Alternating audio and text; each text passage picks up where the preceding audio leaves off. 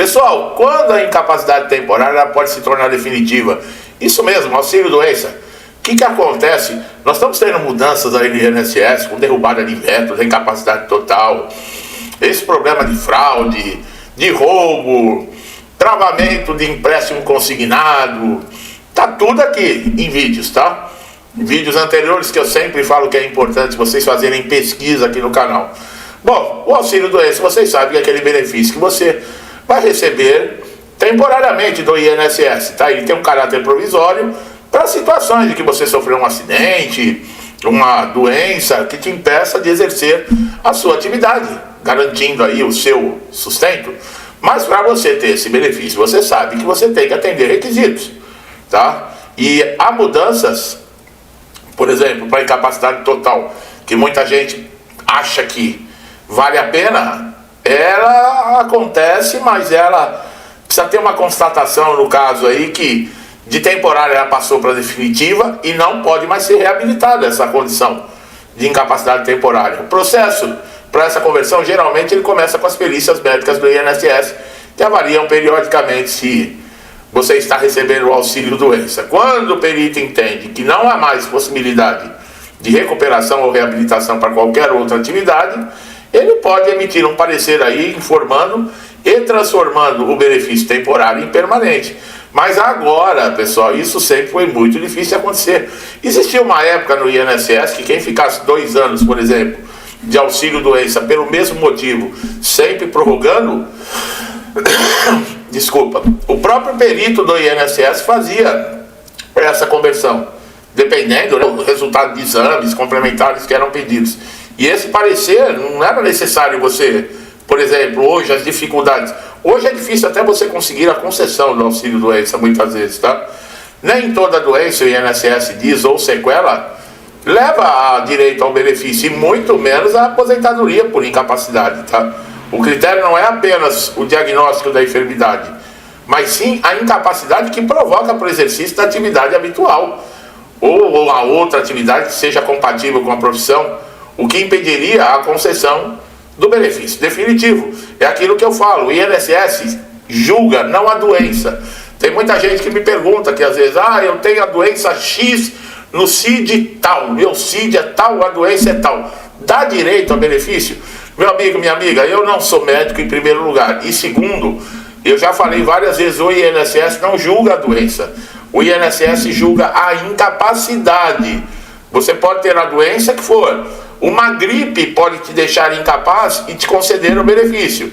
O estado, por exemplo, um câncer no início, o perito pode negar. É verdade que eu estou falando, apesar de não ser médico. Entendeu? Mas o câncer, numa fase inicial, tem pessoas que continuam trabalhando, pegando ônibus, pegando metrô, continuam desempenhando trabalho. E aquele que pega uma gripe aí, uma virose aí, que fica uma semana deitado na cama, esse consegue o auxílio-doença e o outro não consegue, que tem câncer. Entendeu? É para entender, o INSS não julga a doença, ele julga a incapacidade. Não sou eu, viu? Não fiquem bravos comigo. É por isso que muitas vezes, casos que são analisados individualmente, eles muitas vezes frustram, porque o segurado ele acha que por ele ter a doença, o INSS é obrigado a conceder, e não é. Esse aspecto também é importante para transformar um benefício de incapacidade em um benefício de temporário e impermanente, porque não basta a vontade do segurado, é preciso ter um laudo médico conclusivo, pessoal. Muitas pessoas, como eu falei, deixam de lado saber que existem regras para as doenças graves, contagiosas, incuráveis, como câncer, AIDS, esclerose múltipla. Essas doenças são terríveis. Nesses casos, a análise tende a ser mais favorável a uma aposentadoria por invalidez. Mas mesmo assim, o parecer médico é indispensável. Olha aí, mesmo essas doenças terríveis, que são contagiosas, incuráveis, graves, há situações em que, apesar do diagnóstico grave, a perícia entende que o segurado ainda possui condições para exercer algum tipo de trabalho. É claro que é porque não é parente dele, não é amigo dele, não é ele mesmo. Para o outro, né? É aquilo, olhar para o outro e falar, não, isso aí não é nada. Isso aí dá para você trabalhar. Se fosse a mãe dele que ele fosse avaliar, você pode ter certeza que ele aposentadoria na hora, né? Outro ponto relevante é que a reforma também da Previdência tem que ficar esperto com o que aconteceu, tá? depois da reforma da Previdência, que eu achei um absurdo isso, a reforma da Previdência, ela tinha justificativa em 2019, mas não para fazer o que foi feito com o aposentado por invalidez. Você não pede para sofrer um acidente ou uma doença. E se isso acontece com você num dia de folga, você cai, tropeça, Deus me livre, fica tetraplégico, você não estava no horário de trabalho, não é acidente de trabalho, você aposenta por invalidez e recebe 60% só de aposentadoria. Quer dizer, você pediu para cair, você pediu para ficar nessa condição? Não.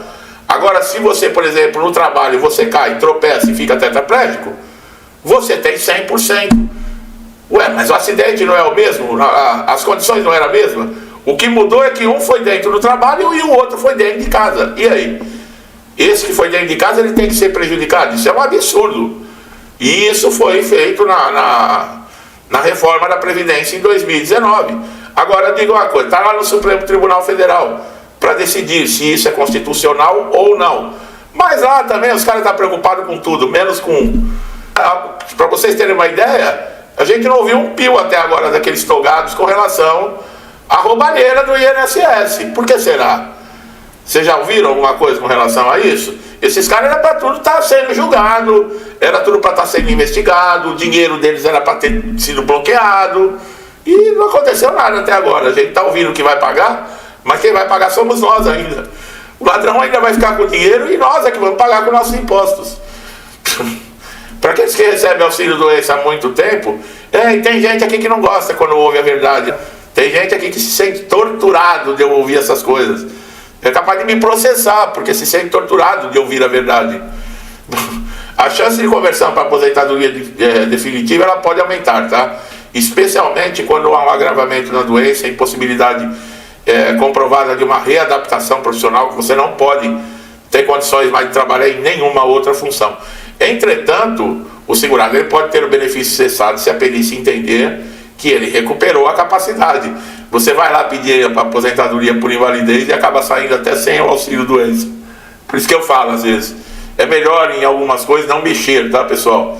Quem está aí, aposentado por invalidez, está na reabilitação profissional.